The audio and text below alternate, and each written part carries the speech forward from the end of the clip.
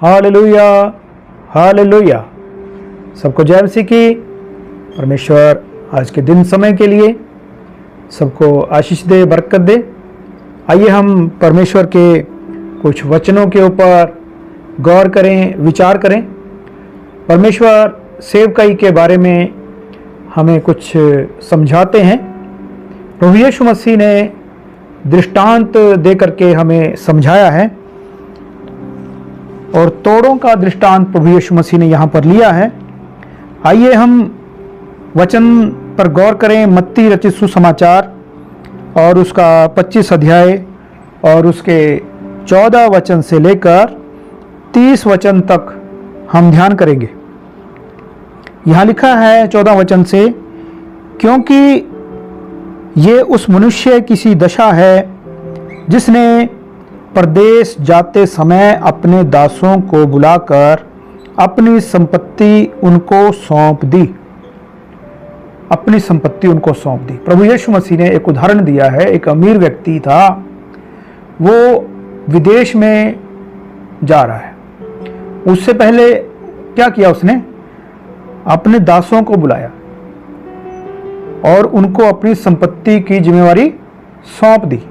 क्या सौंपा? देखिए यहाँ पर, उसने एक को 5 तोड़े, एक को 5 तोड़े दे दिए, एक को 2 और तीसरे को 1, एक को 5, एक को 2 और एक को 1, अर्थात हर एक को उसकी सामर्थ्य के अनुसार दिया।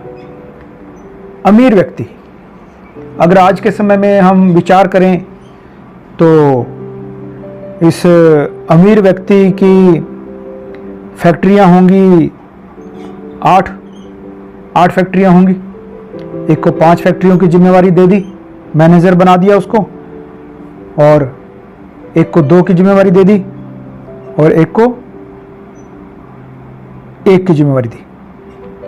अर्थात हर एक को उसकी सामर्थ्य के अनुसार दिया और वह परदेश चला गया।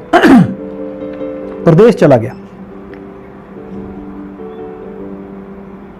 कुछ वचनों में हमें पढ़ने को मिलता है सिक्के कि 5 सिक्के दिए। तब जिसको 5 तोड़े मिले थे उसने तुरंत जाकर उनसे लेन देन किया और 5 तोड़े और कमाए। इस रीति से जिसको 2 मिले थे उसने भी 2 और कमाए, परंतु जिसको 1 मिला था उसने जाकर मिट्टी खोदी और अपने स्वामी के रुपए छिपा दिए। यहाँ पर देखिए, 2 जो सेवक हैं, जो 2 दास हैं, वो बहुत मेहनती हैं। उन्होंने जो 5 सिक्के मिले थे, 5 तोड़े मिले थे, उसने 5 और कमाए, बिजनेस और बढ़ा दिया। 5 फैक्ट्रियां थी तो 5 से 10 फैक्ट्रियां बना ली, 2 ने 4 बना ली। जो 1 था उसने उस तोड़े को क्या किया? जिसको 1 मिला था उसने जाकर मिट्टी खोदी और अपने स्वामी के रुपए छिपा दिए। अपने स्वामी के रुपए छिपा दिए। उसने कुछ भी काम नहीं किया। बहुत दिनों के बाद उन दासों का स्वामी आकर उनसे लेखा लेने लगा। जिसको 5 तोड़े मिले थे उसने 5 तोड़े और लाकर कहा, हे स्वामी, तूने मुझे 5 तोड़े सौंपे थे, देख मैंने 5 तोड़े और कमाए हैं। यहाँ पर जो मेहनती था, सबसे मेहनती था। परमेश्वर को पता है कौन कितना मेहनती है, कौन कितनी मेहनत करता है। परमेश्वर हर एक को कुछ ना कुछ टैलेंट दिया है। टैलेंट दे करके इस जमीन पर भेजता है परमेश्वर। कुछ टैलेंट हमें पैदा करने पड़ते हैं। शरीर को मार पीट के हमें वश में लाना है, जिससे बहुत से हमारे टैलेंट जो बाहर आ जाते हैं उभर के। यहाँ पर लिखा है कि उसने 5 तोड़े और कमाए, सौंप दिए, 10 ला करके अपने स्वामी को दिए। उसके स्वामी ने कहा, क्या लिखा है, उसके स्वामी ने कहा, धन्य है अच्छे और विश्वास योग्य दास, तू थोड़े में विश्वास योग्य रहा, मैं तुझे बहुत वस्तुओं का अधिकारी बनाऊंगा, अपने स्वामी के आनंद में सहभागी हो। अपने स्वामी के आनंद में सहभागी हो। यहाँ पर स्वामी बहुत खुश हो गया कि बहुत मेहनती दास है, इसने बहुत अच्छा काम किया है, इसलिए वो बहुत खुश हो गया और उसको इनाम के तौर पर कहा कि और भी वस्तुएं और भी आशीषें मैं तुझे दूंगा, और भी वस्तुएं मैं तुम्हें दूंगा, और भी जिम्मेवारी मैं तुझे दूंगा, क्योंकि तूने अच्छा काम किया है। इनाम का हकदार है। और जिसको 2 तोड़े मिले थे उसने भी आकर कहा, हे स्वामी, तूने मुझे 2 तोड़े सौंपे थे, देख मैंने 2 तोड़े और कमाए। 2 जिसको दिए थे उसके अंदर इतना ही टैलेंट था 2 का। परमेश्वर ने, स्वामी ने उसको 2 तोड़ों की जिम्मेवारी दी और उसने भी मेहनत की। 5 वाले ने ज़्यादा मेहनत की, 2 वाले ने थोड़ी कम की, जैसा उसका अनुभव था उसके अनुसार।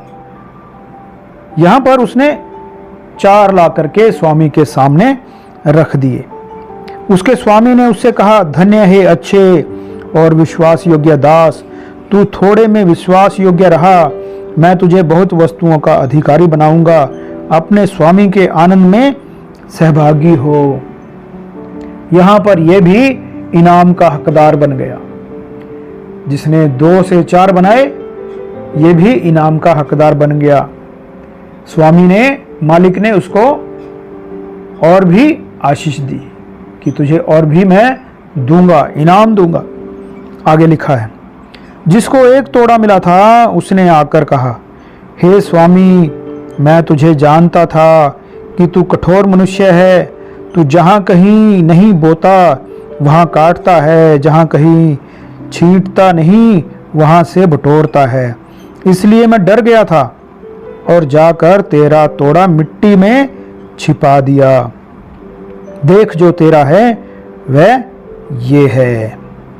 उसके स्वामी ने उसे उत्तर दिया, हे दुष्ट और आलसी दास, जब तू जानता था कि जहाँ मैंने नहीं बोया वहाँ से काटता हूँ और जहाँ मैंने नहीं छींटा वहाँ से बटोरता हूँ, तो तुझे चाहिए था मेरा रुपया शराफों को देता, तब मैं आकर अपना धन ब्याज समेत ले लेता। जो मैंने तुझे रुपया दिया था, जो सिक्का 1 दिया था, वो तू ब्याज पर दे देता, शराफों को दे देता, मार्केट में लगा देता। इसने क्या किया, वो 1 जो सिक्का था, 1 तोड़ा जो था, 1 रुपया था, उसने जाकर के मिट्टी में छुपा दिया। और जब स्वामी आया उसने 1 निकाल करके वही उसके सामने रख दिया। कोई मेहनत नहीं की इसने, कोई भी कोशिश नहीं की 1 से 2 करने की। 1 से 2 करना चाहिए था। इसको परमेश्वर पहले से, स्वामी पहले से 1 दे के गया था, क्योंकि कुछ ना कुछ मालिक को पता था कि ये कामचोर है। ये अभी देखिए यहाँ पर लिखा भी है, मालिक ने उसको क्या कहा, देखिए क्या लिखा है 26 वचन में, हे दुष्ट आलसी दास। जो आलसी है, कामचोर है, उसको मालिक दुष्ट कहता है। दुष्ट है वो जो कुछ भी काम नहीं करता।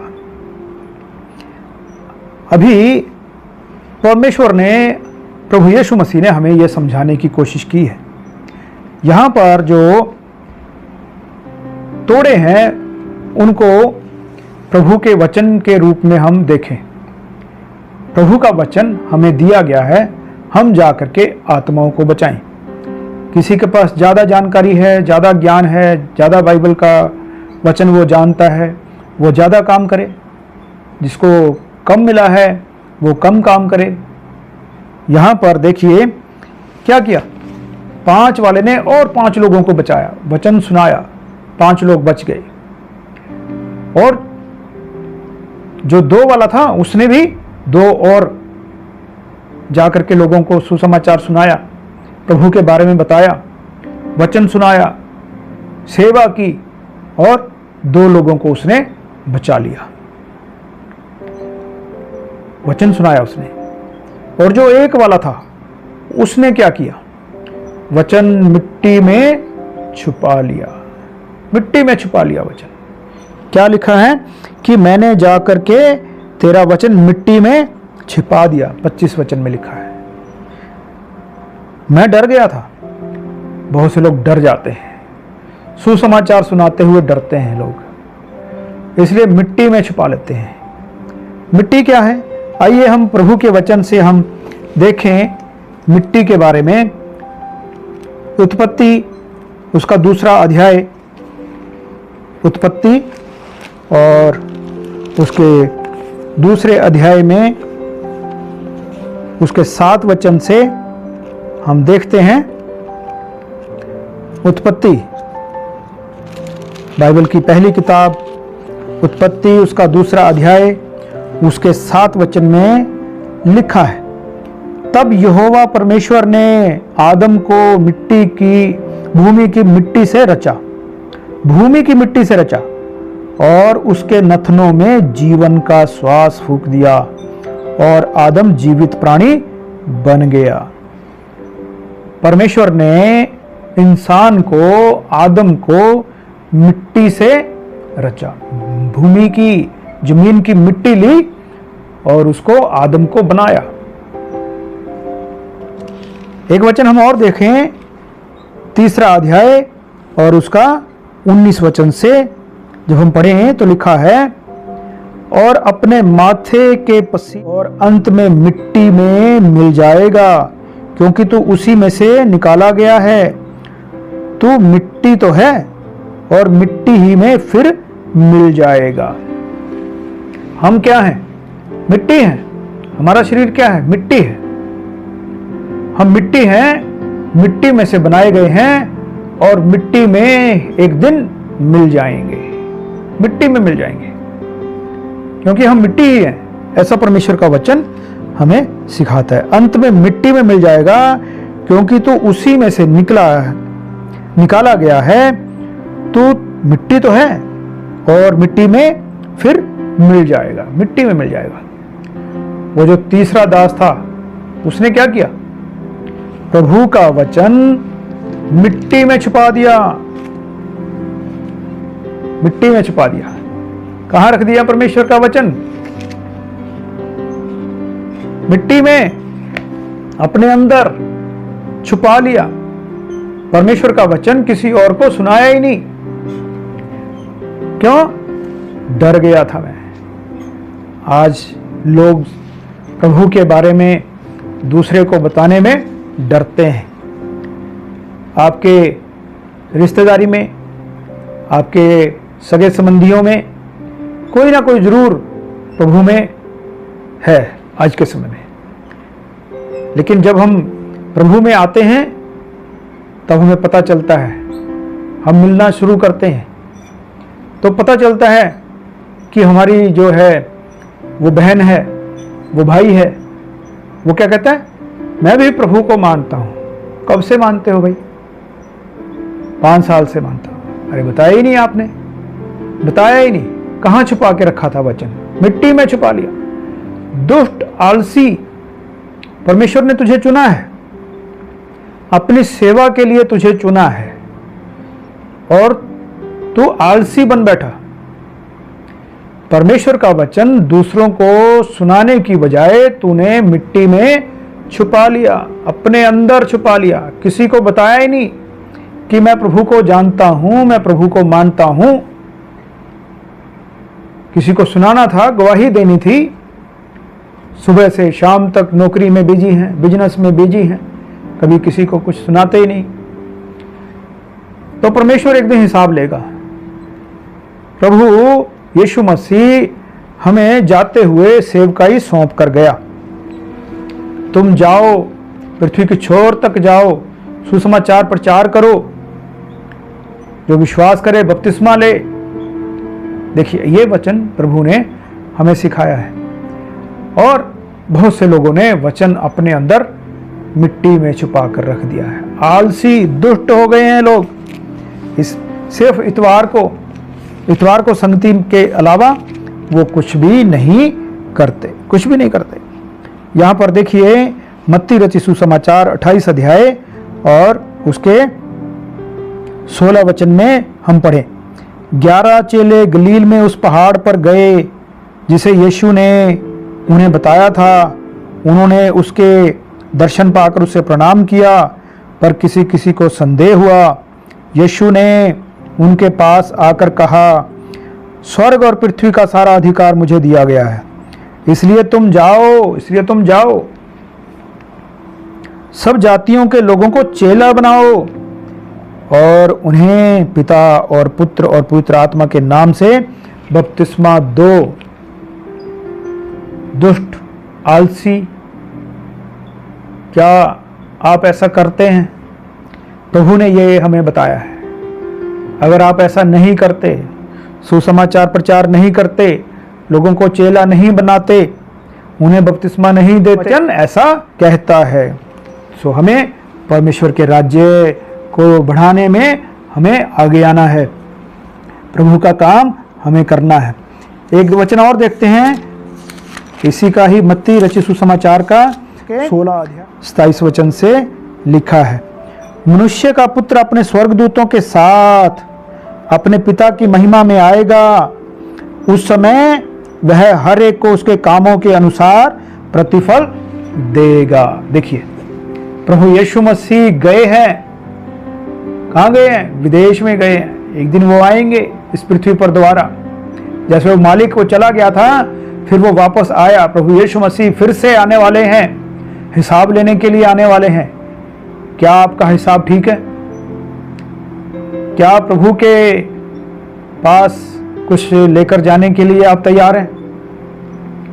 हो सकता है प्रभु आज आ जाए, कल आज आ जाए, परसों आ जाए, अगले साल आ जाए। क्या आपके पास कुछ तोड़े हैं जो आपने कमाए हैं? कुछ आत्माएं हैं जो आपने जीती हैं? अगर नहीं है तो आप जानते हैं प्रभु का वचन क्या कहता है। लिखा है, मनुष्य का पुत्र अपने स्वर्गदूतों के साथ अपने पिता की महिमा में आएगा। उस समय हर एक को उसके कामों के अनुसार काम किया है क्या नहीं किया? प्रभु का काम किया है, परमेश्वर के राज्य को बढ़ाया है या घटाया है? किसी के लिए ठोकर का कारण बने हो, किसी को विश्वास से भटका दिया है या विश्वास में मजबूत किया है? यह सारा हिसाब एक दिन आपको देना है। सिर्फ मसीही होना काफ़ी नहीं है, सिर्फ हालेलुया जाके संगत में बोलना काफ़ी नहीं है, अच्छे अच्छे गीत भजन गाना, साज बजाना, हारमोनियम बजाना, ढोलक बजाना, ये काफ़ी नहीं है। आत्मा को जीतना मेन मकसद हमारा क्या है, मेन उद्देश्य हमारा क्या है? आत्मा को जीतना, तोड़े कमाना, परमेश्वर के राज्य में उसके कामों के अनुसार प्रतिफल देगा। हमें प्रतिफल एक दिन मिलेगा। एक वचन हम और पढ़ें, मत्ती रचित सुसमाचार का ही 19 अध्याय और उसके 28 वचन से, 19 अध्याय उसके 28 वचन से लिखा है, यीशु ने उनसे कहा, मैं तुमसे सच कहता हूं, नई सृष्टि में जब मनुष्य का पुत्र अपनी महिमा के सिंहासन पर बैठेगा, तो तुम भी जो मेरे पीछे हो लिए हो 12 सिंहासनों पर बैठकर इज़राइल के 12 गोत्रों का न्याय करोगे। उस दिन तुम जो है न्याय करोगे। सिर्फ प्रभु प्रभु कहना काफी नहीं है, क्योंकि प्रभु ने कहा उस दिन बहुत से आएंगे, प्रभु जी कहेंगे। उसके अनुसार हमें जीवन भी जीना है, उसकी इच्छा के अनुसार हमें जीवन जीना है। जब नई सृष्टि में प्रभु यीशु मसीह आएंगे, अपने सिंहासन पर बैठेंगे, तो लिखा है उसके पीछे जो हो लिए हैं प्रभु यीशु मसीह के पीछे, जो चलते हैं प्रभु यीशु मसीह के पीछे, वो भी 12 सिंहासनों पर बैठकर इज़राइल के 12 गोत्रों का न्याय करोगे, जज बन जाओगे। इस पृथ्वी पर जज बनना कोई आसान बात नहीं है।